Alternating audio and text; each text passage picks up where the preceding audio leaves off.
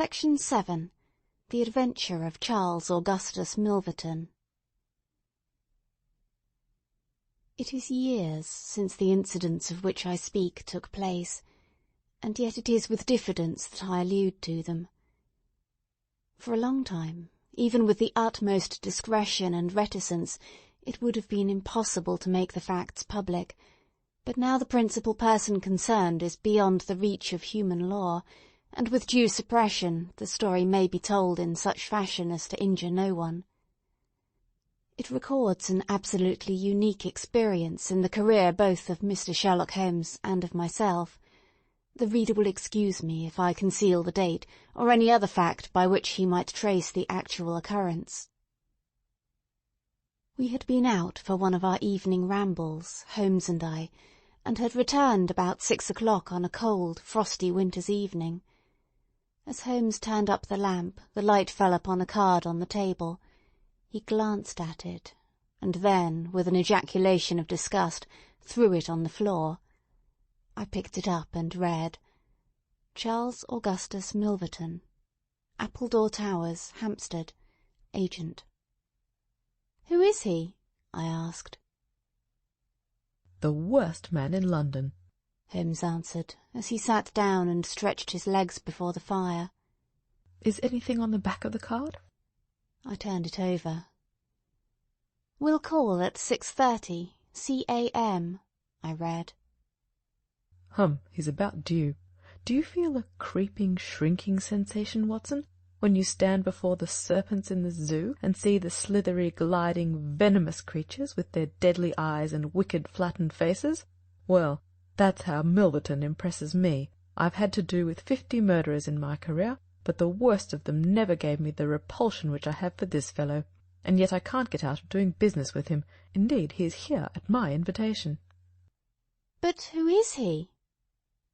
"I'll tell you, Watson. He is the king of all the blackmailers. Heaven help the man, and still more the woman, whose secret and reputation come into the power of Milverton. With a smiling face and a heart of marble, he will squeeze and squeeze until he has drained them dry. The fellow is a genius in his way, and would have made his mark in some more savoury trade. His method is as follows. He allows it to be known that he is prepared to pay some very high sums for letters which compromise people of wealth and position. He receives those wares not only from treacherous valets or maids, but frequently from genteel ruffians who have gained the confidence and affection of trusting women. He deals with no niggard hand. I happen to know that he paid £700 to a footman for a note 2 lines in length, and that the ruin of a noble family was the result. Everything which is in the market goes to Milverton, and there are hundreds in this great city who turn white at his name. No one knows where his grip may fall, for he is far too rich and far too cunning to work from hand to mouth. He will hold a card back for years in order to play it at the moment when the stake is the best worth winning. I have said that he is the worst man in London, and I would ask you how could one compare the ruffian who in hot blood bludgeons his mate with this man who methodically and at his leisure tortures the soul and wrings the nerves in order to add to his already swollen money-bags?" I had seldom heard my friend speak with such intensity of feeling. "But surely," said I, "the fellow must be within the grasp of the law." "Technically, no doubt, but practically not. What would it profit a woman, for example, to give him a few months' imprisonment if her own ruin must immediately follow? His victims dare not hit back. If ever he blackmailed an innocent person, then indeed we should have him, but he is as cunning as the evil one. No, we must find other ways to fight him." "And why is he here?" "Because an illustrious client has placed her piteous case in my hands. It is the Lady Eva Blackwell, the most beautiful débutante of last season. She is to be married in a fortnight to the Earl of Dovercourt. This fiend has several imprudent letters (imprudent, Watson, nothing worse), which were written to an impecunious young squire in the country.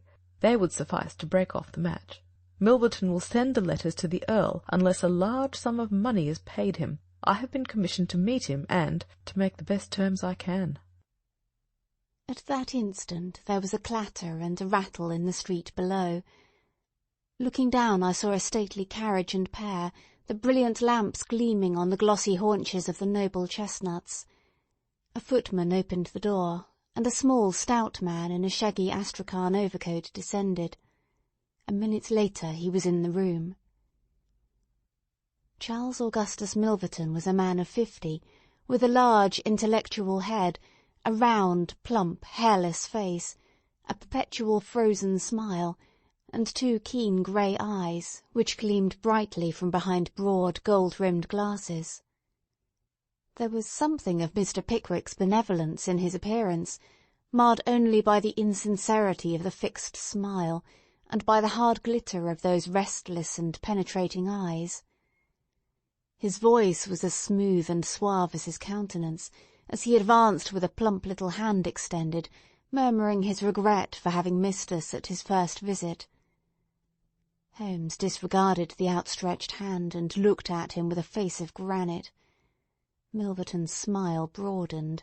He shrugged his shoulders, removed his overcoat, folded it with great deliberation over the back of a chair, and then took a seat. "This gentleman," said he, with a wave in my direction. "is it discreet? Is it right?" Dr. Watson is my friend and partner. "Very good, Mr. Holmes. It is only in your client's interests that I protested. The matter is so very delicate." Dr. Watson has already heard of it. "Then we can proceed to business. You say that you are acting for Lady Eva. Has she empowered you to accept my terms?" What are your terms? £7,000. And the alternative? My dear sir, it is painful for me to discuss it, but if the money is not paid on the 14th, there certainly will be no marriage on the 18th. His insufferable smile was more complacent than ever. Holmes thought for a little.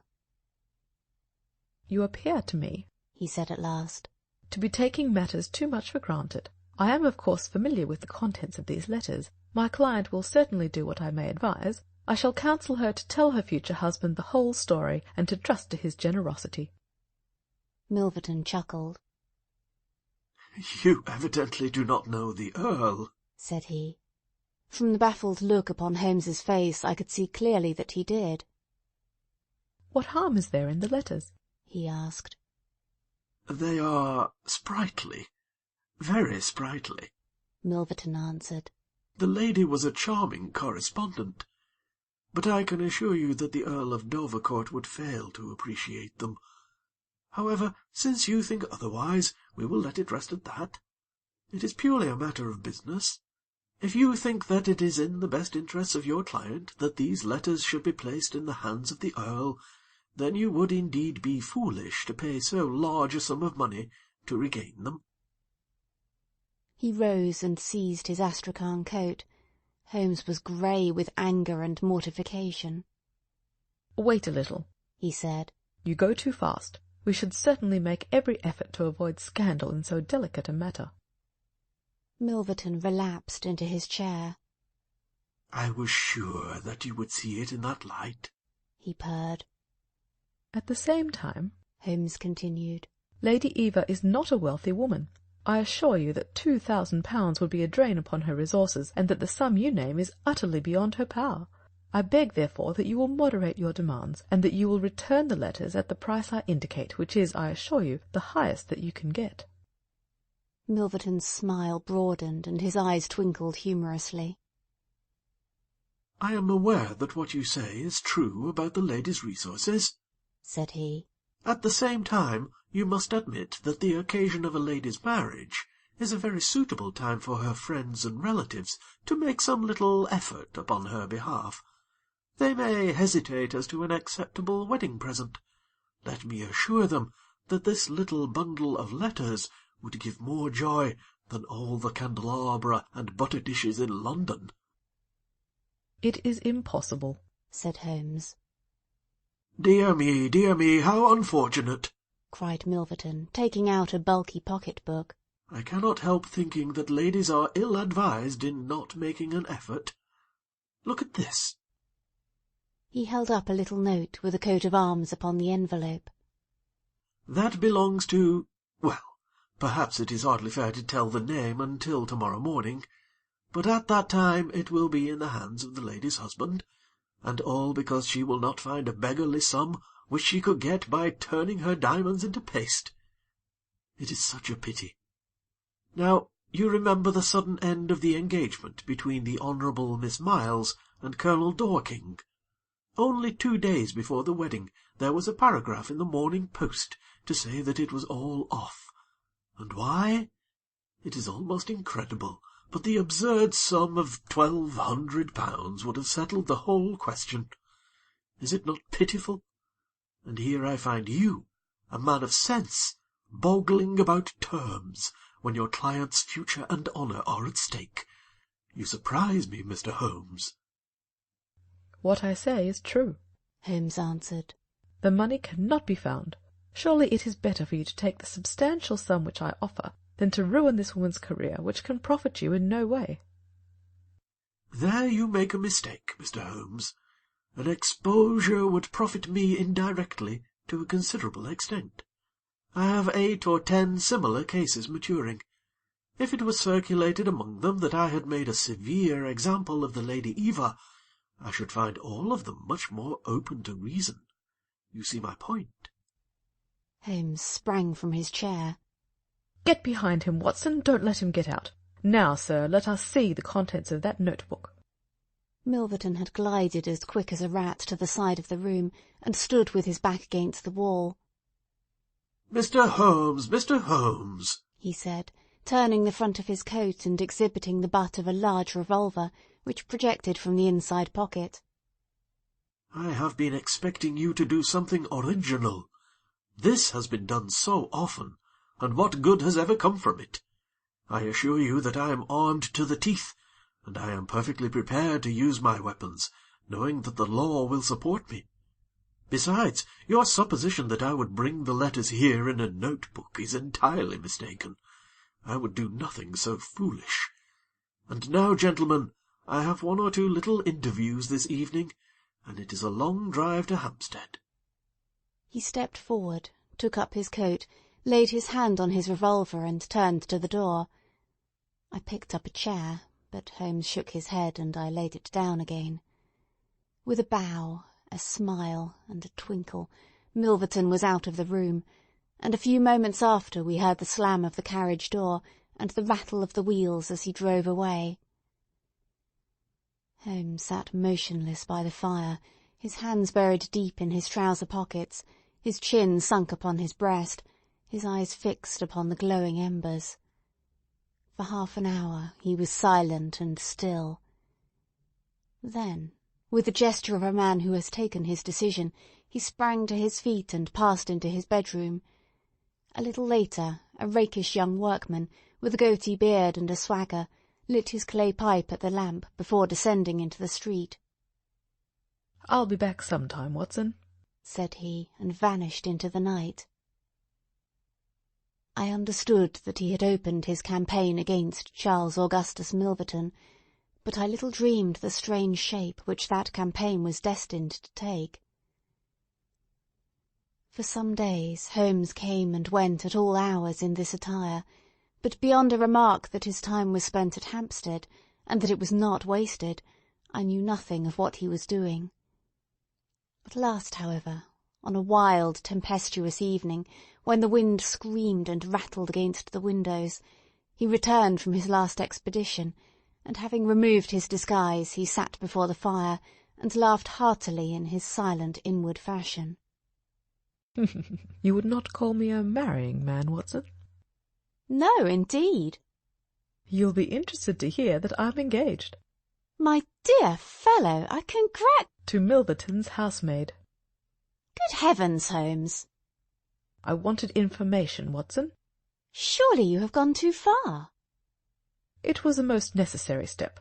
I am a plumber with a rising business, Escott by name. I have walked out with her each evening, and I have talked with her. Good heavens, those talks! However, I have got all I wanted. I know Milverton's house as I know the palm of my hand." "But the girl, Holmes?" He shrugged his shoulders. "You can't help it, my dear Watson. You must play your cards as best you can when such a stake is on the table. However, I rejoice to say that I have a hated rival who will certainly cut me out the instant that my back is turned. What a splendid night it is!" "You like this weather?" "It suits my purpose, Watson. I mean to burgle Milverton's house tonight." I had a catching of the breath, and my skin went cold at the words, which were slowly uttered in a tone of concentrated resolution.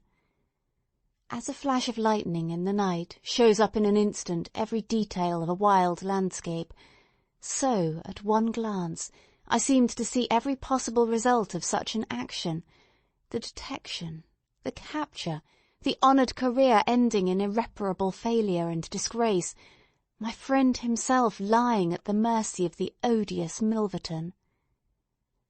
"For heaven's sake, Holmes, think what you are doing!" I cried. My dear fellow, I have given it every consideration. I am never precipitate in my actions, nor would I adopt so energetic and indeed so dangerous a course if any other were possible. Let us look at the matter clearly and fairly. I suppose that you will admit that the action is morally justifiable, though technically criminal. To burgle his house is no more than to forcibly take his pocket-book, an action in which you were prepared to aid me. I turned it over in my mind. "Yes," I said, "it is morally justifiable, so long as our object is to take no articles save those which are used for an illegal purpose." Exactly. Since it is morally justifiable, I have only to consider the question of personal risk. Surely a gentleman should not lay much stress upon this, when a lady is in most desperate need of his help. "You will be in such a false position." Well, that is part of the risk. There is no other possible way of regaining those letters. The unfortunate lady has not the money, and there are none of her people in whom she could confide. Tomorrow is the last day of grace, and unless we can get the letters tonight, this villain will be as good as his word and will bring about her ruin. I must therefore abandon my client to her fate, or I must play this last card. Between ourselves, Watson, it's a sporting duel between this fellow Milverton and me. He had, as you saw, the best of the first exchanges, but my self-respect and my reputation are concerned to fight it to a finish. "Well, I don't like it, but I suppose it must be," said I. "When do we start?" You are not coming. "Then you are not going," said I. "I give you my word of honour, and I never broke it in my life, that I will take a cab straight to the police station and give you away, unless you let me share this adventure with you." You can't help me. "How do you know that? You can't tell what may happen. Anyway, my resolution is taken. Other people besides you have self-respect and even reputations." Holmes had looked annoyed, but his brow cleared and he clapped me on the shoulder. Well, well, my dear fellow, be it so. We have shared this same room for some years, and it would be amusing if we ended by sharing the same cell. You know, Watson, I don't mind confessing to you that I have always had an idea that I would have made a highly efficient criminal. This is the chance of my lifetime in that direction. See here. He took a neat little leather case out of a drawer, and opening it, he exhibited a number of shining instruments. This is a first-class, up-to-date burgling kit, with nickel-plated jemmy, diamond-tipped glass cutter, adaptable keys, and every modern improvement which the march of civilization demands. Here, too, is my dark lantern. Everything is in order. Have you a pair of silent shoes? "I have rubber-soled tennis shoes." Excellent. And a mask? "I can make a couple out of black silk." I can see that you have a strong natural turn for this sort of thing. Very good. Do make the masks. We shall have some cold supper before we start. It is now 9:30. At 11 we shall drive as far as Church Row. It is a quarter of an hour's walk from there to Appledore Towers. We shall be at work before midnight. Milverton is a heavy sleeper, and retires punctually at 10:30. With any luck we should be back here by 2, with the Lady Eva's letters in my pocket. Holmes and I put on our dress clothes, so that we might appear to be two theatre-goers homeward bound. In Oxford Street we picked up a hansom, and drove to an address in Hampstead. Here we paid off our cab, and with our greatcoats buttoned up, for it was bitterly cold, and the wind seemed to blow through us, we walked along the edge of the heath. "It is a business that needs delicate treatment," said Holmes. "These documents are contained in a safe in the fellow's study, and the study is in the anteroom of his bedchamber. On the other hand, like all these stout little men who do themselves well, he is a plethoric sleeper. Agatha, that's my fiancée, says it is a joke in the servants' hall that it is impossible to wake the master. He has a secretary who is devoted to his interests and never budges from the study all day. That's why we are going at night. Then he has a beast of a dog which roams the garden. I met Agatha late the last 2 evenings, and she locks the brute up so as to give me a clear run. This is the house, this big one in its own grounds. Through the gate, now, to the right among the laurels. We might put on our masks here, I think. You see, there is not a glimmer of light in any of the windows, and everything is working splendidly." With our black silk face coverings, which turned us into 2 of the most truculent figures in London, we stole up to the silent, gloomy house. A sort of tiled veranda extended along one side of it, lined by several windows and 2 doors. "That's his bedroom," Holmes whispered. "This door opens straight into the study. It would suit us best, but it is bolted as well as locked, and we should make too much noise getting in. Come round here. There's a greenhouse which opens into the drawing-room." The place was locked, but Holmes removed a circle of glass and turned the key from the inside.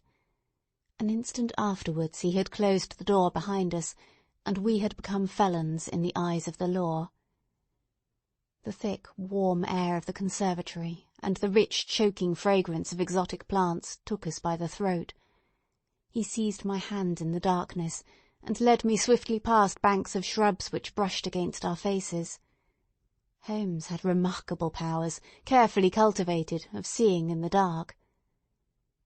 Still holding my hand in one of his, he opened a door, and I was vaguely conscious that we had entered a large room in which a cigar had been smoked not long before. He felt his way among the furniture, opened another door, and closed it behind us. Putting out my hand, I felt several coats hanging from the wall, and I understood that I was in a passage.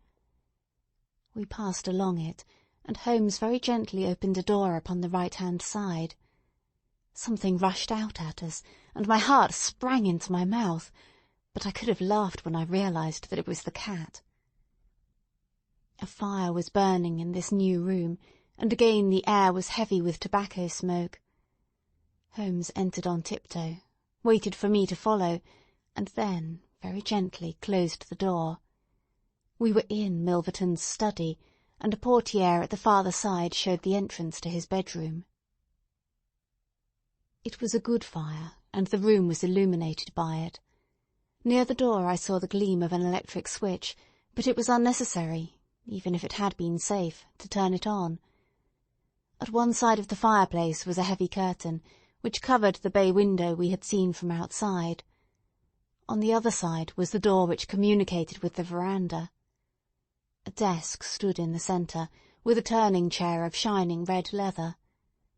Opposite was a large bookcase, with a marble bust of Athene on the top. In the corner, between the bookcase and the wall, there stood a tall green safe, the firelight flashing back from the polished brass knobs upon its face. Holmes stole across and looked at it. Then he crept to the door of the bedroom, and stood with slanting head listening intently. No sound came from within. Meanwhile, it had struck me that it would be wise to secure our retreat through the outer door, so I examined it. To my amazement, it was neither locked nor bolted.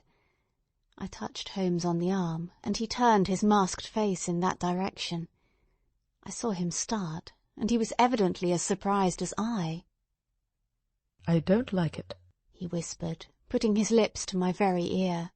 "I can't quite make it out. Anyhow, we have no time to lose." "Can I do anything?" "Yes, stand by the door. If you hear anyone come, bolt it on the inside, and we can get away as we came. If they come the other way, we can get through the door if our job is done, or hide behind those window curtains if it is not. Do you understand?"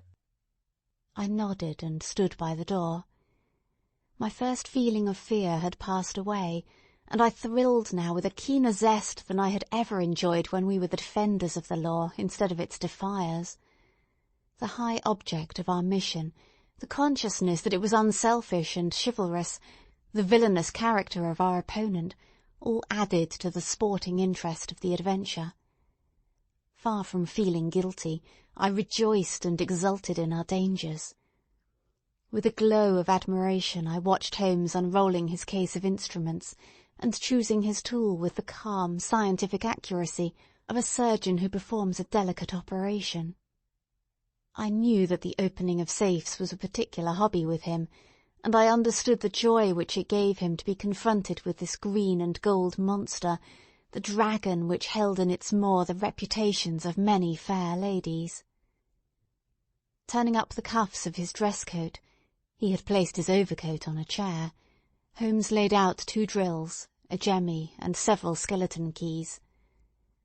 I stood at the centre door with my eyes glancing at each of the others, ready for any emergency, though, indeed, my plans were somewhat vague as to what I should do if we were interrupted.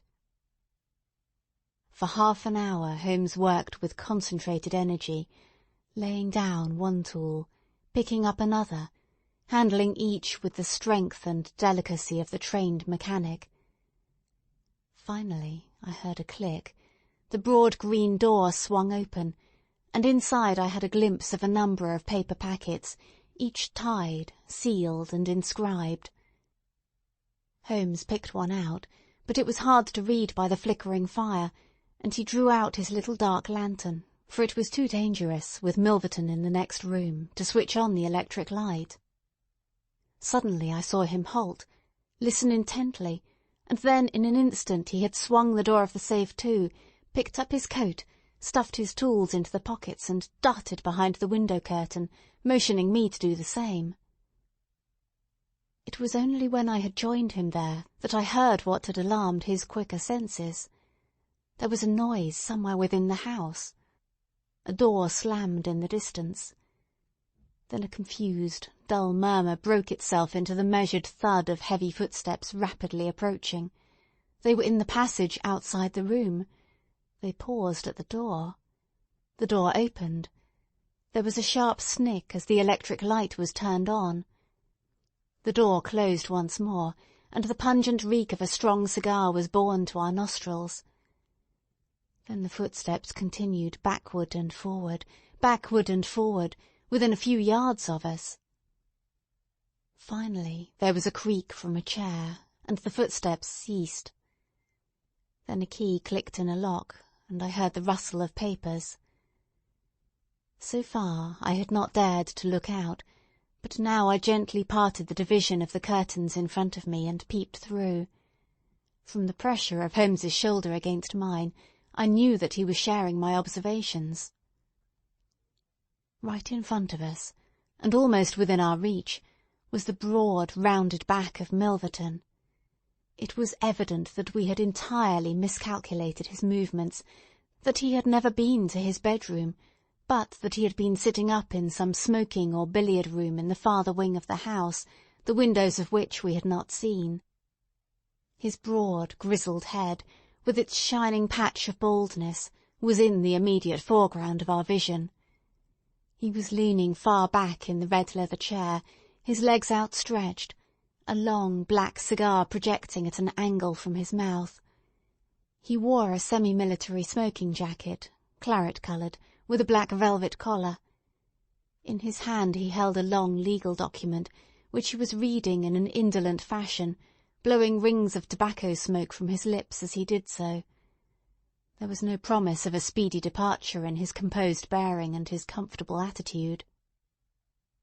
I felt Holmes's hand steal into mine and give me a reassuring shake, as if to say that the situation was within his powers, and that he was easy in his mind.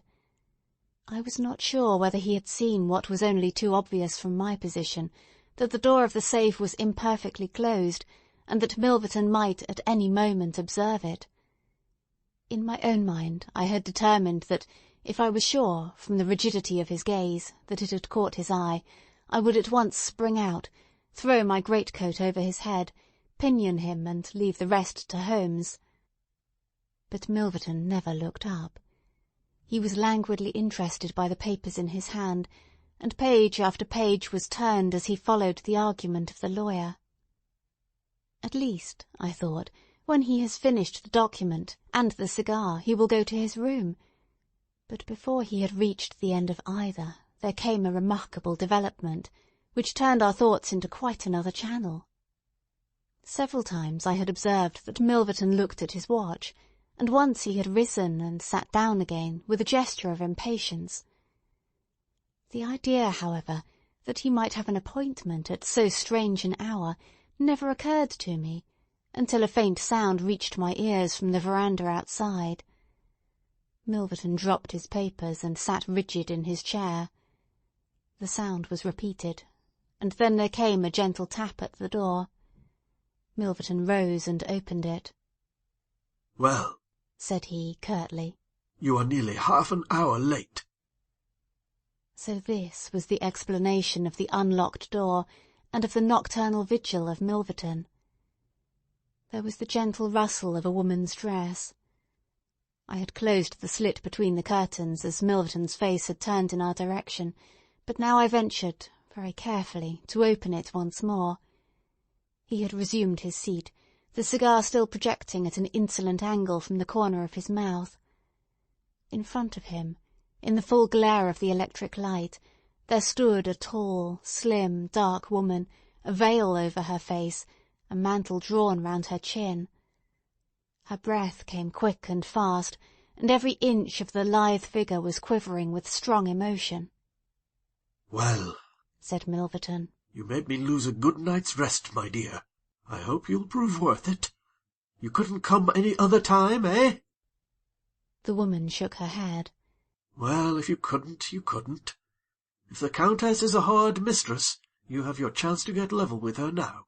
Bless the girl, what are you shivering about? That's right, pull yourself together. Now, let us get down to business." He took a notebook from the drawer of his desk.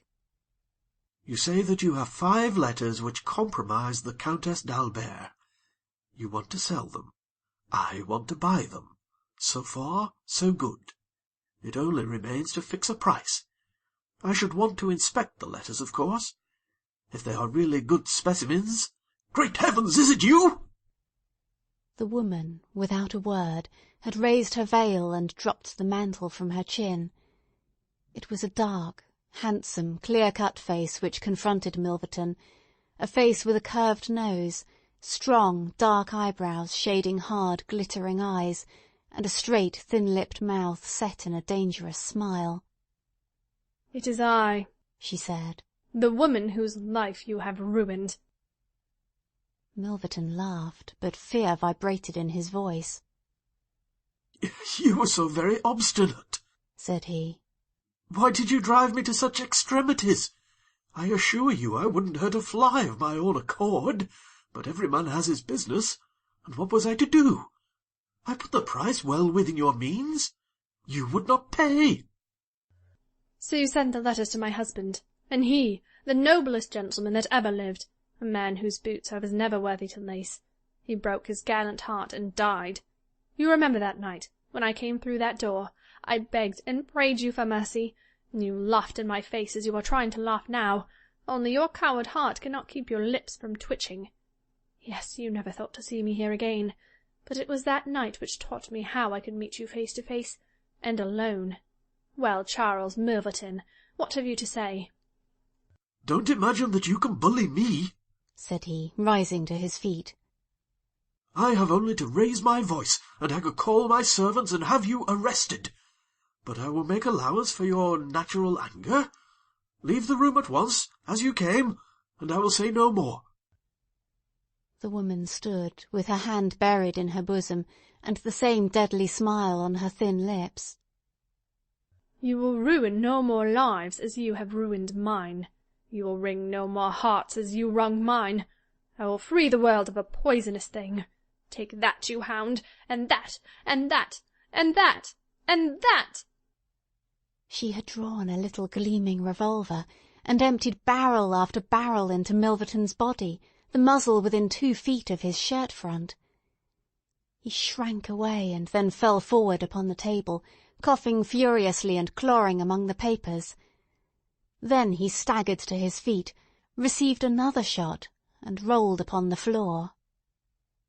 "You've done me!" he cried, and lay still.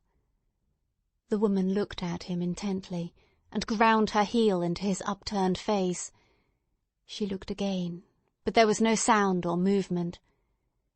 I heard a sharp rustle, the night air blew into the heated room, and the avenger was gone. No interference upon our part could have saved the man from his fate, but as the woman poured bullet after bullet into Milverton's shrinking body, I was about to spring out, when I felt Holmes's cold, strong grasp upon my wrist. I understood the whole argument of that firm, restraining grip, that it was no affair of ours, that justice had overtaken a villain, that we had our own duties and our own objects, which were not to be lost sight of. But hardly had the woman rushed from the room, when Holmes, with swift, silent steps, was over at the other door. He turned the key in the lock. At the same instant we heard voices in the house and the sound of hurrying feet. The revolver shots had roused the household. With perfect coolness, Holmes slipped across to the safe, filled his 2 arms with bundles of letters, and poured them all into the fire. Again and again he did it, until the safe was empty. Someone turned the handle and beat upon the outside of the door. Holmes looked swiftly round. The letter, which had been the messenger of death for Milverton, lay, all mottled with his blood, upon the table. Holmes tossed it in among the blazing papers. Then he drew the key from the outer door, passed through after me, and locked it on the outside. "This way, Watson," said he. "We can scale the garden wall in this direction." I could not have believed that an alarm could have spread so swiftly. Looking back, the huge house was one blaze of light. The front door was open, and figures were rushing down the drive. The whole garden was alive with people, and one fellow raised a view halloo as we emerged from the veranda, and followed hard at our heels. Holmes seemed to know the grounds perfectly, and he threaded his way swiftly among a plantation of small trees, I close at his heels, and our foremost pursuer panting behind us. It was a 6-foot wall which barred our path, but he sprang to the top and over. As I did the same, I felt the hand of the man behind me grab at my ankle, but I kicked myself free and scrambled over a grass-strewn coping. I fell upon my face among some bushes, but Holmes had me on my feet in an instant, and together we dashed away across the huge expanse of Hampstead Heath. We had run 2 miles, I suppose, before Holmes at last halted and listened intently. All was absolute silence behind us. We had shaken off our pursuers, and were safe. We had breakfasted, and were smoking our morning pipe on the day after the remarkable experience which I have recorded, when Mr. Lestrade, of Scotland Yard, very solemn and impressive, was ushered into our modest sitting-room. "Good morning, Mr. Holmes," said he. "May I ask if you're very busy just now?" "Not too busy to listen to you." "I thought that perhaps if you had nothing particular on hand you might care to assist us in a most remarkable case, which occurred only last night at Hampstead." "Dear me," said Holmes. "What was that?" "A murder. A most dramatic and remarkable murder. When I keen you upon these things, I would take it as a great favour if you would step down to Appledore Towers and give us the benefit of your advice. It is no ordinary crime. We've had our eyes upon this Mr. Milverton for some time, and between ourselves he was a bit of a villain. He has done up old papers which he used for blackmailing purposes, and these papers have all been burned by the murderers. No article of value is taken, as it is probable that the criminals were in a good position. His sole object was to prevent social exposure." "Criminals?" said Holmes. "Plural?" "Yes, there were 2 of them. They were as nearly as possible captured red-handed. We have the footmarks, we have the description, it's 10 to 1 that we trace them. The first fellow was a bit too active, but the second was caught by the under-gardener, and only got away after a struggle. He was a middle-sized, strongly built man, square jaw, thick neck, moustache, a mask over his eyes." "That's rather vague," said Sherlock Holmes. "Why, it might be a description of Watson." "It's true," said the inspector with amusement. "It might be a description of Watson." "Well, I'm afraid I can't help you, Lestrade," said Holmes. "The fact is that I knew this fellow Milverton, and that I considered him one of the most dangerous men in London, and that I think there are certain crimes which the law cannot touch, and which therefore to some extent justify private revenge. No, it's no use arguing. I have made up my mind. My sympathies are with the criminals rather than with the victim, and I will not handle this case." Holmes had not said one word to me about the tragedy which we had witnessed, but I observed all the morning that he was in his most thoughtful mood, and he gave me the impression, from his vacant eyes and his abstracted manner, of a man who is striving to recall something to his memory. We were in the middle of our lunch, when he suddenly sprang to his feet. "By Jove, Watson, I've got it!" he cried. "Take your hat. Come with me." He hurried at his top speed down Baker Street and along Oxford Street, until we had almost reached Regent Circus. Here, on the left hand, there stands a shop window filled with photographs of the celebrities and beauties of the day. Holmes's eyes fixed themselves upon one of them, and following his gaze I saw the picture of a regal and stately lady in court dress, with a high diamond tiara upon her noble head. I looked at that delicately curved nose, at the marked eyebrows, at the straight mouth and the strong little chin beneath it. Then I caught my breath, as I read the time-honoured title of the great nobleman and statesman whose wife she had been.